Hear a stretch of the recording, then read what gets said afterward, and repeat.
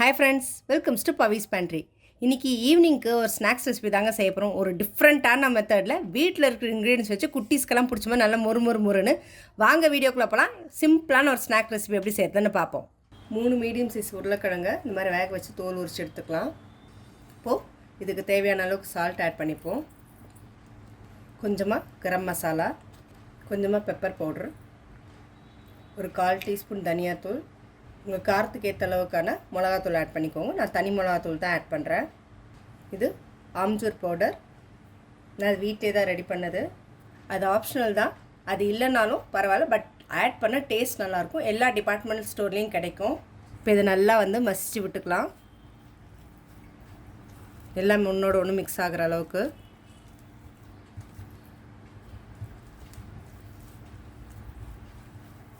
நல்லா நைஸாக மசிச்சுக்கோங்க. ஸ்மேஷர் இருந்துச்சுன்னா நீங்கள் ஸ்மேஷர் வச்சு கூட நீங்கள் மசிச்சுக்கலாம் அதை. இப்போ இதை ஃபுல்லாக பிசைஞ்சாச்சு. இது கூட பொடியாக நறுக்கின கொத்தமல்லி சேர்த்துக்கலாம். பொடியாக நறுக்கின கருவேப்பிலை போட்டு நல்லா பிசைஞ்சு ஒரு ஓரமாக வச்சிரும். இது நல்லா ஒரு 10 நிமிஷம் செட் ஆகட்டும்.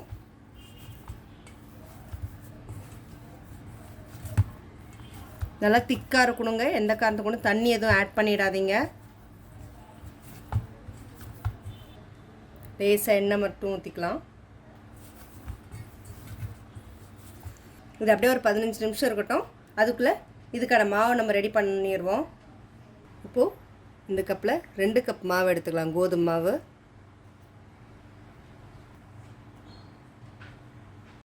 இப்போது மாவுக்கு தேவையான அளவுக்கு உப்பு சேர்த்துடலாம். கொஞ்சமாக ஓமம் சேர்த்துக்கோங்க. நுணுக்கி போட்டால் வாசனை நல்லாயிருக்கும். இந்த மாதிரி காஞ்ச புதினாவை நீங்கள் வீட்டிலே காய வச்சு அதை ஆட் பண்ணிங்கன்னா இன்னும் டேஸ்ட் நல்லாயிருக்கும். பச்சையாக எப்பவும் போடுறது இல்லாமல் இந்த மாதிரி சேர்க்கும்போது இன்னும் டேஸ்ட் சூப்பராக இருக்கும்.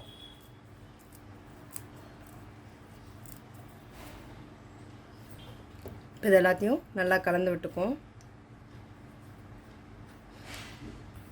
கொஞ்சம் கொஞ்சமாக தண்ணி தெளித்து சப்பாத்தி மாவு பதத்துக்கு பசைஞ்சிக்கலாம்.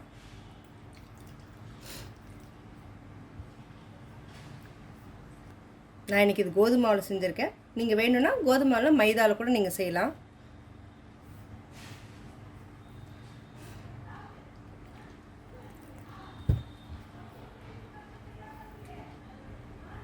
மாவு ஃபுல்லாக நல்லா பிசைஞ்சிக்கலாம். நல்லா இந்த மாதிரி சப்பாத்தி மாவு பதத்துக்கு பிசைஞ்சிடலாம். நல்லா பிசைஞ்சு விடுங்க. அப்போ தான் நல்லா சாஃப்டாக வரும். லூஸாக இருந்துச்சுன்னா நம்ம ஸ்டஃப் பண்ண முடியாது. இப்போ இதுக்கு மேலே ஒரு டேபிள் ஸ்பூன் எண்ணெய் ஊற்றிக்கலாம்.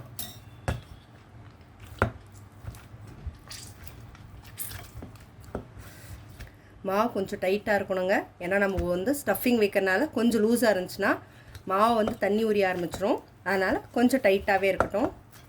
இப்போ இது ஒரு 10 நிமிஷம் விட்டுடலாம், அப்படியே ஊறட்டும். மாவு நல்லா ஊறிடுச்சு. இப்போ இதனால் நம்ம தேய்ச்சிப்போம்.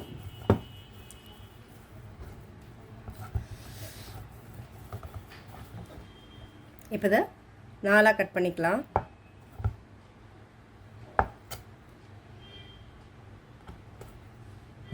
இப்போது மாவு போட்டுட்டு நம்ம சப்பாத்திக்கு எப்படி தேய்ப்போமோ அந்த மாதிரி கொஞ்சம் திக்காக தேய்க்கணும்.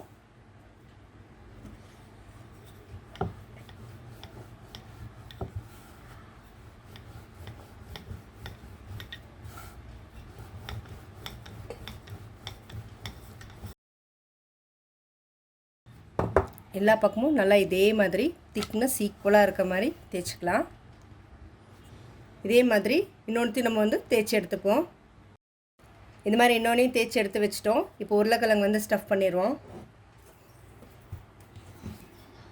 இப்போது இதை ஸ்டஃப் பண்ணிடுவோம் உள்ள.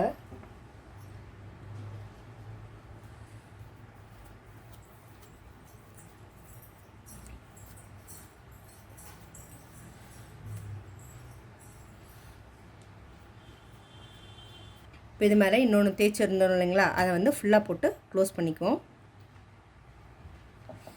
இப்போ இதை பைண்டிங் பண்ணியாச்சு. ஜஸ்ட் இதில் சும்மா இப்படி தேய்ச்சி மட்டும் விடுங்க. ஏன்னா அப்போ தான் எங்கேயாவது அன்ஈவனாக இருந்ததுன்னா நல்லா ஈவன் ஆகிறதுக்கு. ஏன்னா அப்போ தான் மாவு வந்து உள்ளே இருக்க ஸ்டஃபிங்கோடு நல்லா வந்து ஃபிக்ஸ் ஆகும். உள்ளே வைக்கிற ஸ்டஃபிங் நல்லா கொஞ்சம் திக்காக வைங்க, அப்போ தான் நல்லாயிருக்கும். சாப்பிட்றப்போ டேஸ்ட் சூப்பராக ஈக்குவலாக எல்லா சைடுமே ப்ரெஸ் பண்ணி விட்டுக்கலாம். எட்ஜஸ் எல்லாத்தையும் நம்ம கட் பண்ணி எடுத்துருவோம்.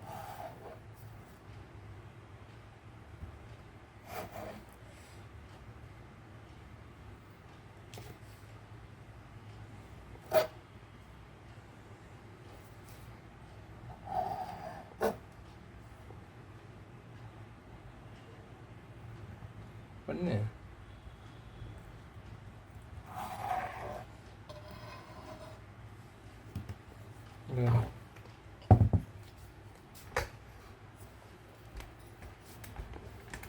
கலர்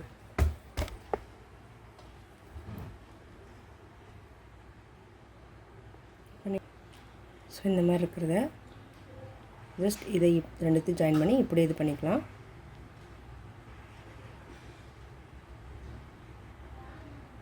எவ்வளோதாங்க இதோடது. ஸோ இது எல்லாத்தையும் நம்ம இப்படி செஞ்சு வச்சுப்போம். இந்த 2 கார்னரையும் பிடிச்சி இப்படி டைட் பண்ணிக்கோங்க. அதே மாதிரி கீழே இந்த 2 கார்னரையும் பிடிச்சி இப்படி பண்ணிக்கோங்க.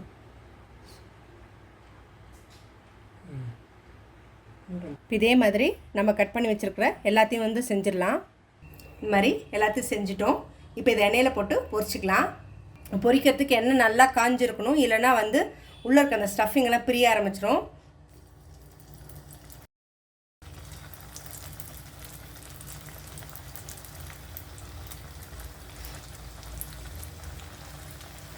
போட்டதும் எதுவும் திருப்பி விடவோ எதுவும் செய்ய வேண்டாம், கொஞ்சம் அப்படியே விடுங்க.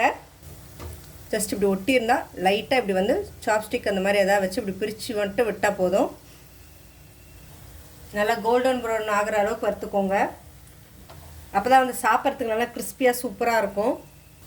சுடும்போது ரொம்ப லோ ஃப்ளேமில் வைக்காதீங்க, கொஞ்சம் மீடியம் ஃப்ளேமில் வச்சே சுடுங்க. அப்போ தான் வந்து எண்ணெய் நிறைய குடிக்காமல் இருக்கும்.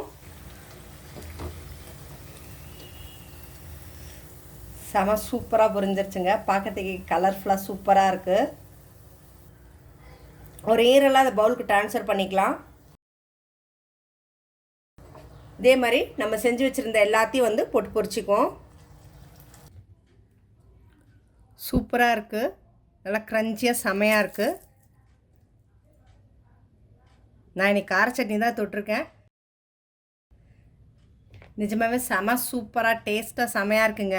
டிஃப்ரெண்ட்டான ஒரு ஸ்நாக்ஸ் ரெசிபி, கிட்டத்தட்ட இந்த சமோசா அந்த மாதிரி இல்லாமல் ஒரு டிஃப்ரெண்ட்டான ஒரு டேஸ்ட்டு. ஸோ நான் சொல்லிக் கொடுத்த மெத்தடில் ட்ரை பண்ணி பார்த்துட்டு உங்களோட கமெண்ட்டை கமெண்ட் பாக்ஸில் கொடுங்க.